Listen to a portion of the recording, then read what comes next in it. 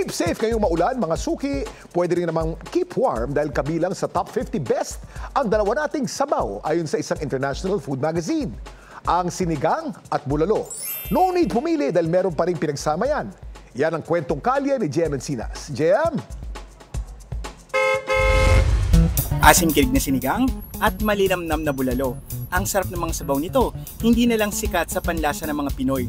Dahil pasok sa top 50 best soups in the world ng travel online food guide na Taste Atlas ang dalawang sabaw na paborito ng mga Pinoy. Nasa top 17 ang sinigang at top 37 naman ang bulalo. At hindi rin nagpahuli ang sinigang na baboy sa top 38. Mas preferred ko po yung bulalo kasi yun yung favorite ko, tsaka pagka malamig ang panahon masarap umigop ng bulalo. Sinigang po, mas masarap po ay yung sabaw ay maasim. E paano kung ang dalawang Pinoy's best soup pagsamahin sa isang putahe? Yan ang dinayo namin sa restaurant na ito sa Tagaytay City dahil isa sa kanilang specialty dito ang sinigang na bulalo o mas kilala sa tawag na kansi. Isa po sa bestseller namin na sabaw dito is sinigang na bulalo po. Yan ang ginagamit po rito ang karne is yung pambulalo po. Then yung sabaw po niya is medyo maasim po na like ng sinigang. Inspired po siya sa luto ng Ilonggo po.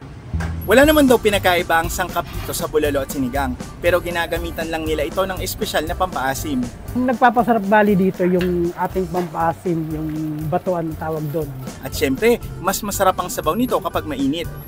Sa unang tingin, mapapaisip ka talaga kung bulalo ba o sinigang yung kinakain mo. Dahil yung linamnam niya, nalalasahan ko yung bulalo, saka yung lambot ng karne, pero talagang may kick siya ng asim na kakaiba niya, para namang talagang sinigang. Ipinatikim rin namin ito sa ilang customer. Ano kaya ang mas malalasahan nila? Lasa po siyang sinigang, pero yung karne niya po kasi bulalo eh. So parang hindi siya sinigang. Nagdadalawang isip po kung sinigang po ba siya o bulalo, pero masarap siya.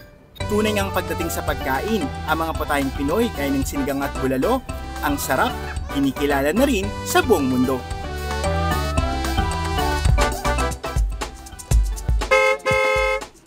Kuya Kim, paalala naman sa mga kapuso natin na pupunta dito sa Tagaytay, no, na magsuot ng face mask, no, para rin ito sa inyong proteksyon, gawa nga na itong VAG at SMAG. At ngayon na nandito kami na medyo maulan, syempre hindi namin papalagpasin na humigop ng mainit na sabaw.